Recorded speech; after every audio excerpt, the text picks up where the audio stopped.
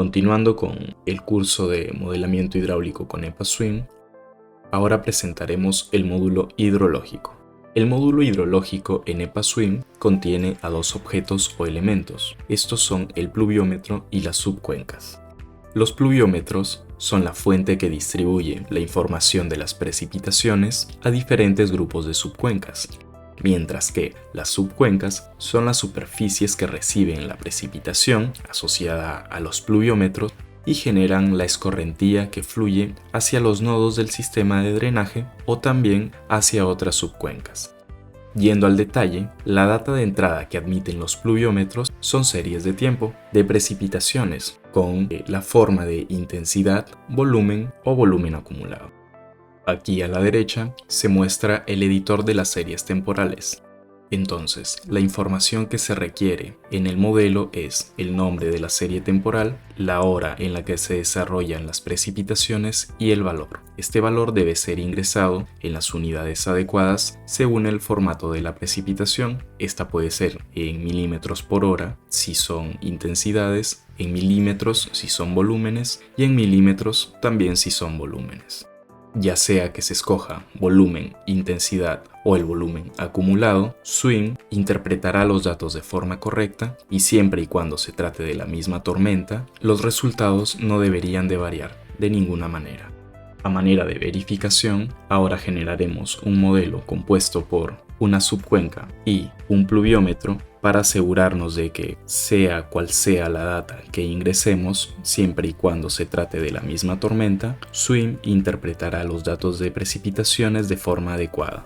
Este es el modelo y está compuesto por un pluviómetro y una subcuenca con estos parámetros de entrada.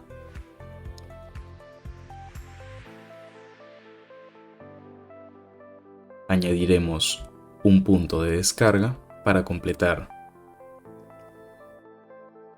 el circuito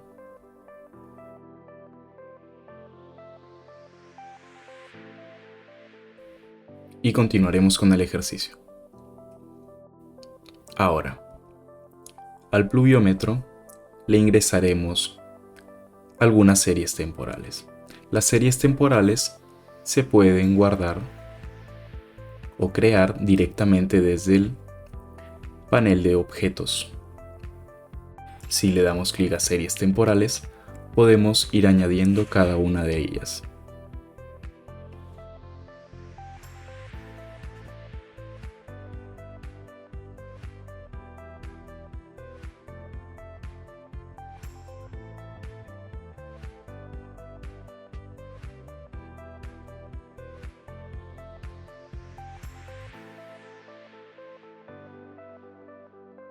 La primera estará asociada al volumen.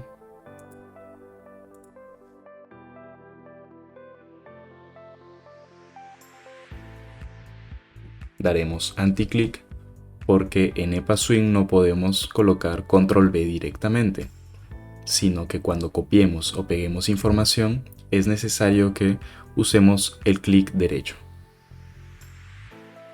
Nos aseguramos de que la forma del volumen sea la correcta y cerramos. OK. De la misma forma añadiremos intensidad y para esto tomaremos la columna de intensidad de nuestra tormenta, pegamos primero las horas, luego la intensidad, aseguramos que los valores estén bien ingresados y finalmente volumen acumulado.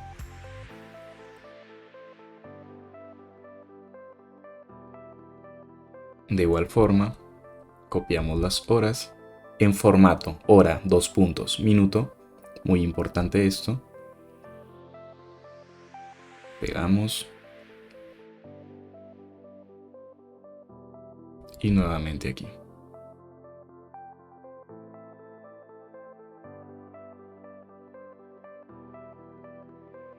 Perdón, no verificamos la forma.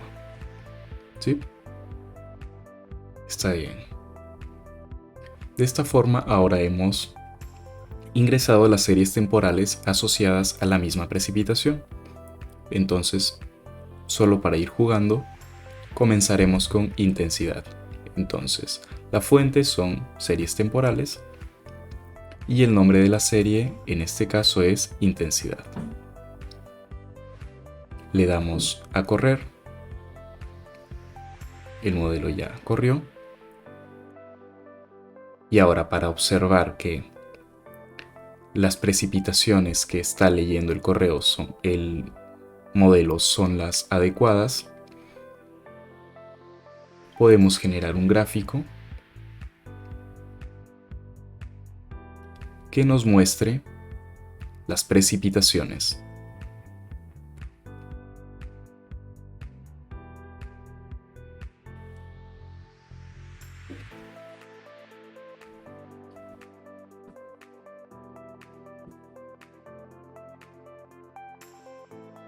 Entonces lo que estamos aquí viendo es un gráfico de precipitaciones en formato de intensidad, es decir, milímetros por hora, versus tiempo.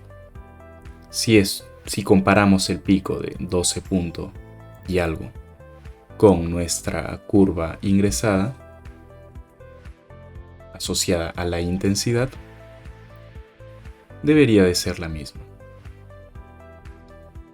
Y sí, es muy parecida. Noté que no configuramos la duración total del proyecto. Para esto nos vamos a opciones, fechas, y aquí, en vez de 6 horas, le diremos que corra durante 9 horas. Volvemos a correr el modelo y se actualizará el gráfico. Otra vez, si lo comparamos con la serie temporal ingresada, debería de coincidir por completo. El segundo pico alcanza aproximadamente el valor de 8.5, al igual que en la intensidad ingresada.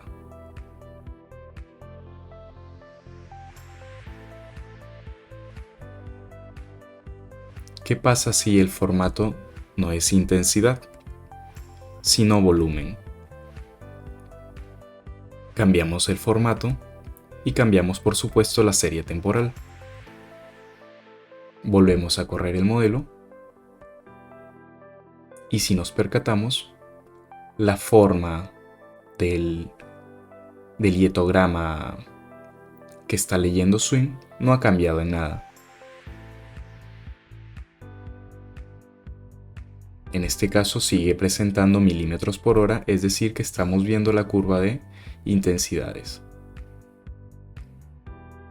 Si la comparamos con lo que hemos ingresado, los picos siguen siendo los mismos. De igual forma, si en vez de volúmenes ingresamos los datos del volumen acumulado,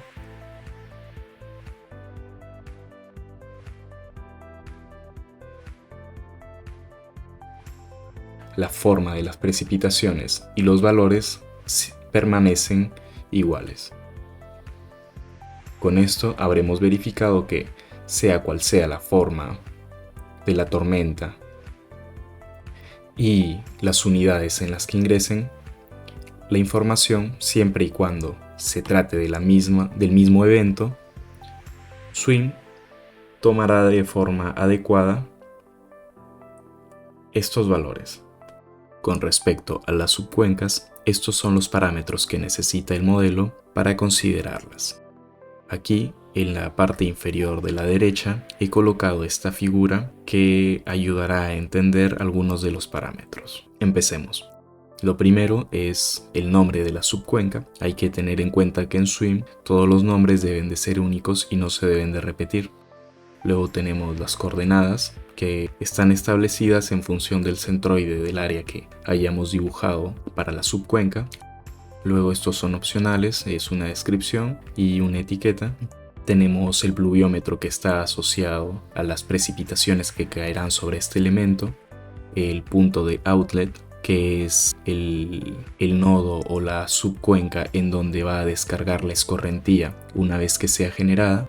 Tenemos por supuesto el área de este elemento y el ancho. De forma sencilla, brinda una recomendación. Este ancho va a determinarse a través de la simple división del área sobre la longitud del cauce, es decir, la longitud desde el punto más alto de la subcuenca hacia el punto de la descarga. Tenemos también la pendiente de la cuenca, el porcentaje de área impermeable que existe en la cuenca, es decir, si tenemos un área verde por completo y luego tenemos un camino asfaltado que no permite la infiltración del agua en un área determinada, podríamos considerar esta área aquí. Entonces, ahora, al tener dos tipos de áreas, una permeable y una impermeable, surge la necesidad de asignarle rugosidades diferentes a cada área. Tenemos una rugosidad para el área impermeable, otra para el área permeable y por supuesto también unas alturas de almacenamiento que lo que representan es la altura de encharcamiento antes de que se produzca la escorrentía, tanto para las áreas permeable como impermeable. Luego existen también áreas impermeables que no van a tener esta altura de encharcamiento y podríamos asignarles el valor aquí específico, el tipo de ruteo que se va a dar entre cada una de estas áreas, es decir, entre las áreas permeable e impermeable, luego el porcentaje que se va a intercambiar entre cada área, el modelo de infiltración, que para SWIM se presentan tres principalmente, que son Orton, Greenamt y el número de curva, y las modificaciones de Orton y de Greenamt.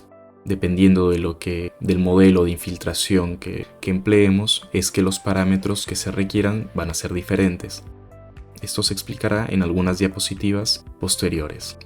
Tenemos también si se considera flujo subterráneo, nieve, sistemas urbanos de drenaje sostenible, una carga de contaminantes, la curva de la carga de contaminantes y algunas modificaciones de la rugosidad, el tirante o la altura de encharcamiento y de infiltración en función a los meses del año. Estos parámetros se configuran si es que estamos realizando una simulación a largo plazo. Entonces, ¿cómo es que SWIM hace uso de los parámetros de la subcuenca para generar finalmente el producto que es la escorrentía?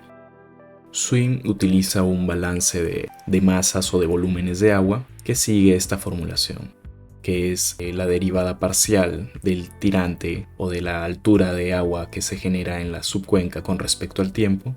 Esto va a ser igual a la precipitación menos la evaporación menos la infiltración y menos la escorrentía, que es lo que finalmente sale de la cuenca. Entonces, esta escorrentía se calcula como el ancho de la subcuenca multiplicado por el tirante o la altura de agua que se genera en el área de la subcuenca, esto para cada diferencial de tiempo, menos el tirante o la altura de encharcamiento, es decir, este es un umbral que se le aplica a cada una de las subcuencas que delimita el punto desde donde recién empieza a generarse la escorrentía. Este término se eleva a los 5/3, se multiplica por la pendiente de la cuenca a la 1/2 y se divide entre el área de la cuenca multiplicado por la rugosidad. Esta rugosidad es la equivalente, es decir, se calcula la escorrentía para cada una de las áreas. Las áreas, recordemos, son el área permeable, el área impermeable y el área impermeable sin depresiones. Y es así como SWIM obtiene el producto final, que es la escorrentía en cada una de las subcuencas. Ahora conoceremos los métodos de infiltración que admite EPA-SWIM. El primero es el método de Orton. Orton conceptualizó las infiltraciones en los suelos no saturados de la siguiente forma, a través de este gráfico. En el eje Y tienes la infiltración y en el eje X el tiempo transcurrido de la tormenta.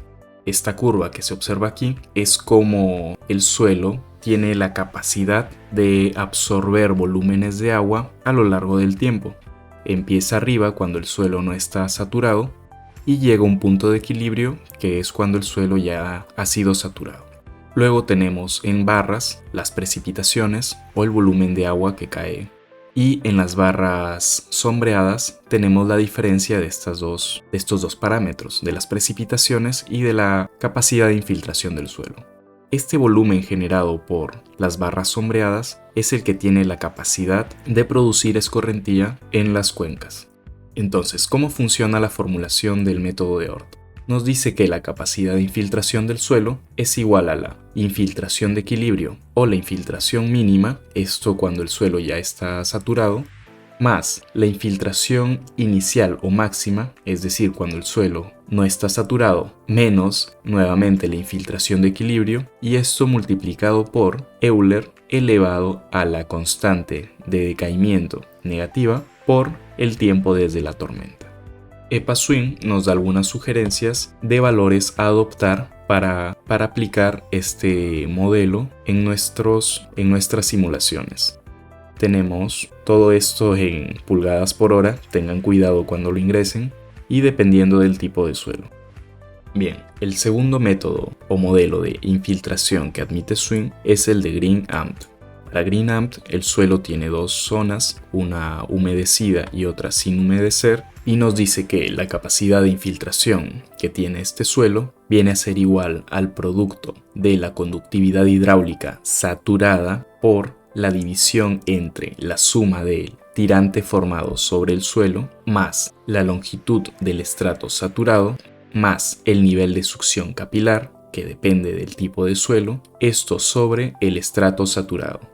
Al igual que para Orton, el método de Green-Amt también tiene algunos parámetros recomendados por Swim. Nuevamente, estos parámetros del nivel de succión capilar y de la conductividad hidráulica saturada se encuentran en pulgadas y debemos de tener en cuenta esto al colocarlos en nuestros modelos. Y por supuesto dependen del tipo de suelo. Finalmente, el tercer método o modelo de infiltración que admite Swim es el del número de curva, desarrollado por el SCS. Este método tiene una serie de pasos para calcular finalmente la precipitación efectiva o la capacidad de infiltración que tenga un suelo, y tiene una forma de análisis o de conceptualización muy parecida a la del método de Orton, en donde tenemos la capacidad máxima de saturación del suelo, que es igual a 25.400 sobre el número de curva más 254. También tenemos una abstracción inicial, es decir, un volumen de agua que sí o sí va a ser infiltrado en el instante cero cuando inicia la tormenta, dado que el suelo no se encuentra humedecido. La recomendación del SCS es que sea el 20% de la capacidad máxima de saturación del suelo.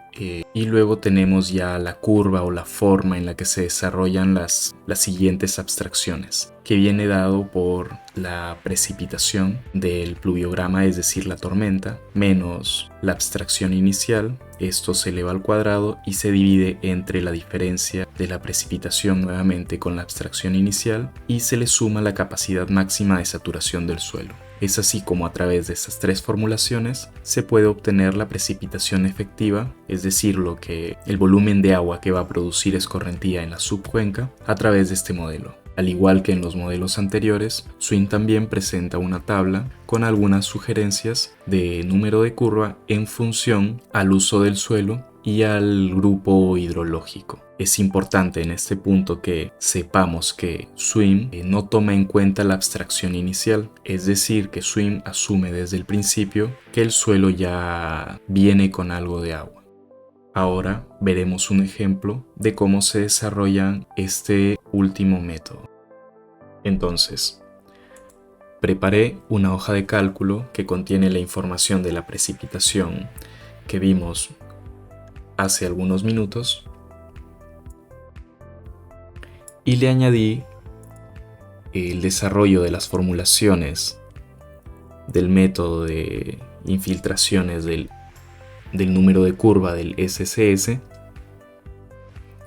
para poder determinar la tasa con la que se infiltra el agua en el suelo.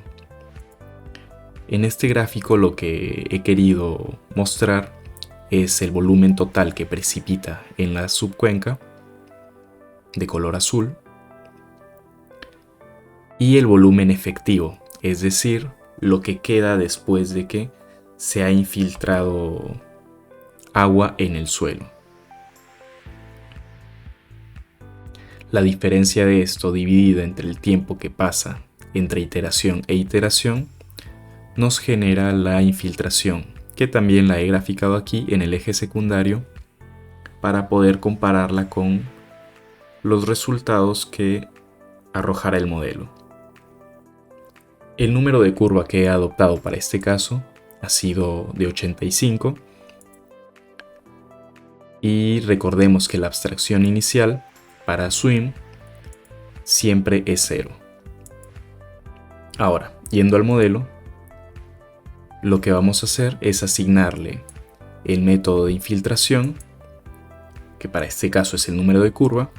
Hemos colocado el valor de 85. Nos pide también los parámetros de conductividad y tiempo de secado, pero a su vez en la conductividad nos dice que esta propiedad está siendo despreciada, así que le coloquemos el valor que le coloquemos, va a ser ignorado. Con respecto al tiempo de secado, este tiempo es lo que demora el suelo en quedar completamente seco después de los eventos.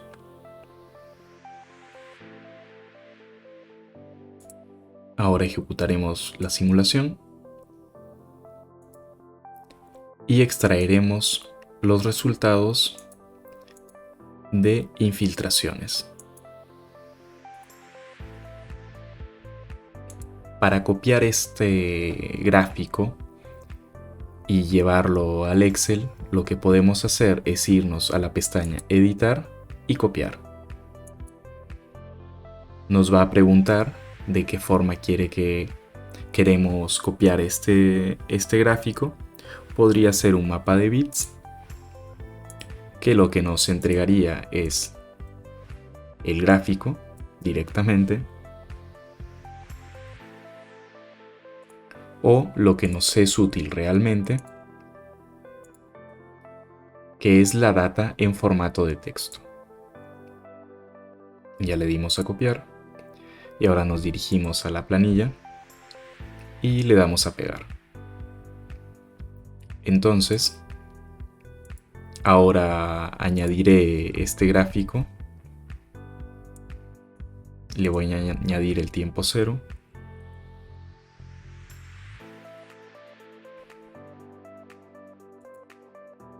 Y incluiremos estos datos.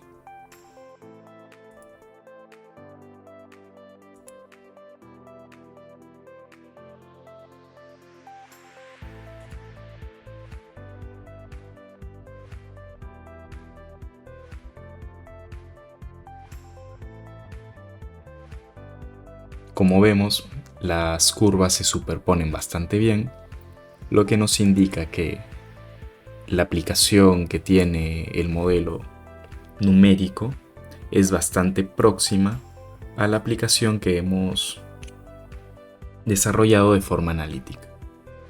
Ahora, tras haber conocido cómo se desarrollan los módulos de infiltración, continuaremos con los demás parámetros de la subcuenca.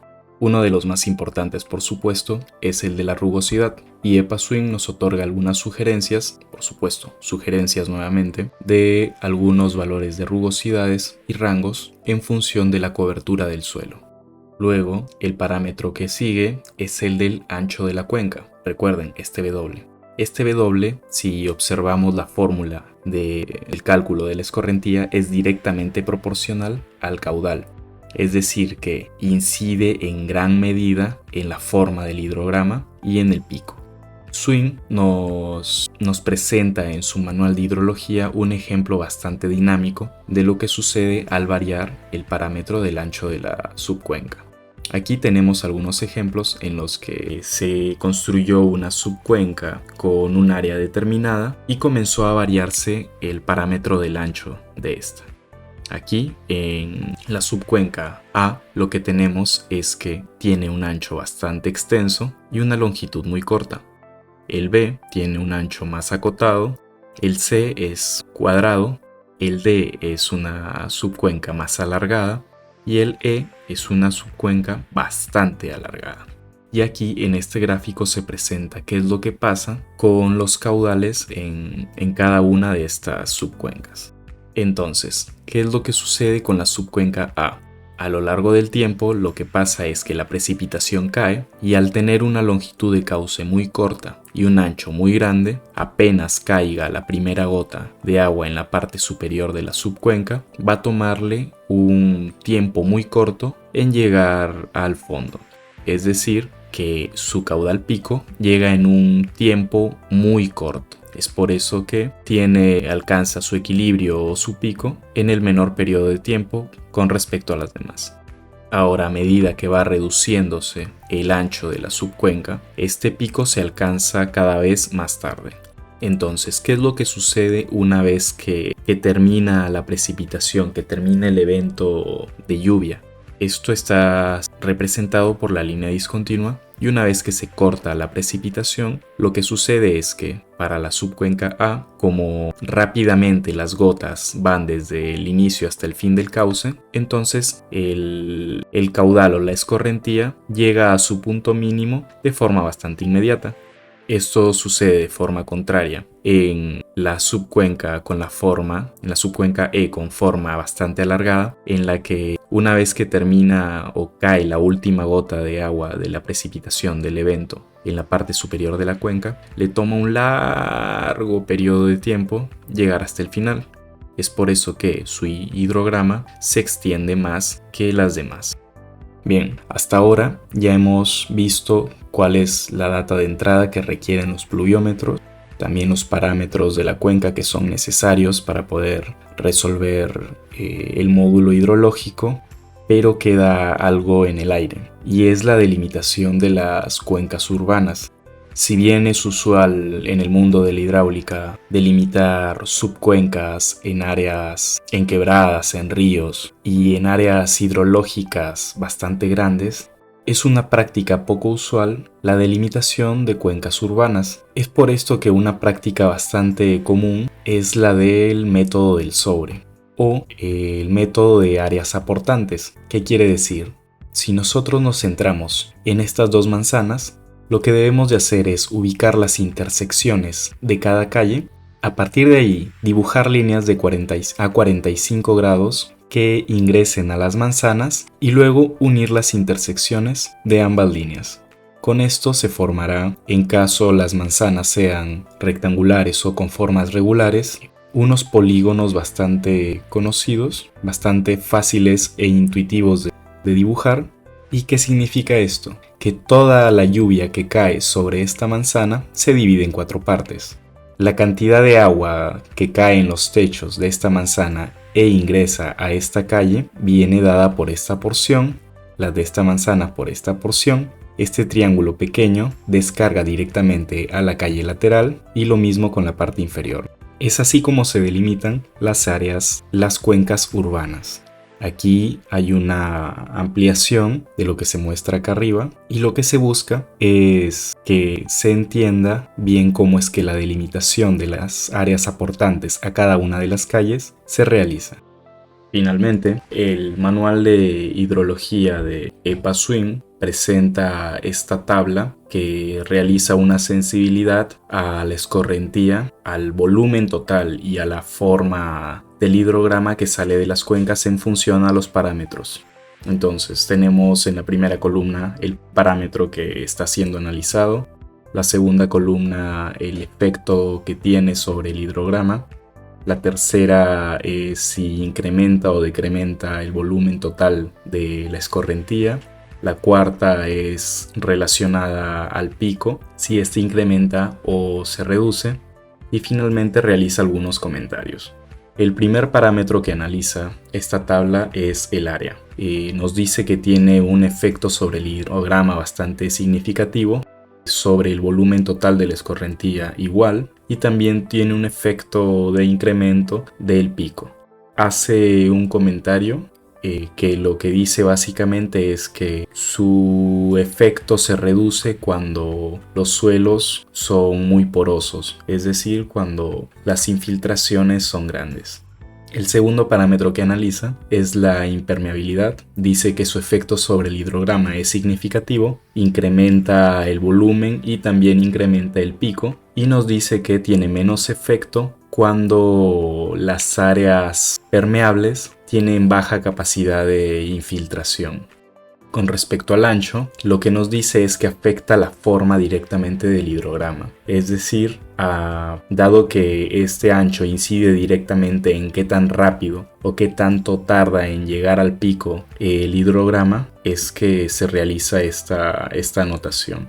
A medida que se incrementa el ancho, se reduce el volumen y se incrementa el pico. El comentario es que para tormentas cuya intensidad es variable, el ancho tiende a producir picos más altos y en periodos o tiempos más tempranos. Entonces generalmente genera una respuesta más rápida de los hidrogramas. Y dice que afecta también a la escorrentía total, porque si es más ancha, implica que el agua tiene menos tiempo para infiltrarse, lo que afecta el volumen total.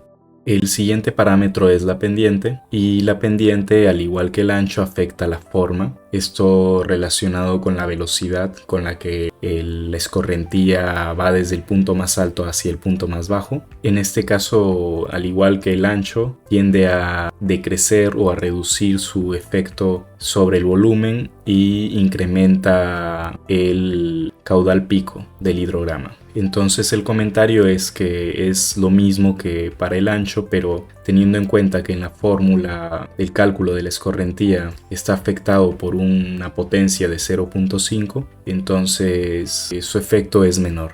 La rugosidad igual afecta la forma del hidrograma, pero en este caso, al estar en el denominador, tiende a incrementar el volumen total del hidrograma y a reducir el pico del hidrograma. El comentario es que tiene el efecto inverso al ancho.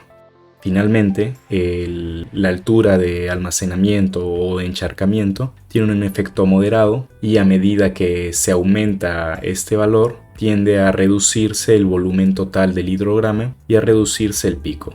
El comentario es que tiene un efecto mucho más significativo cuando los hietogramas o las precipitaciones tienen valores bajos.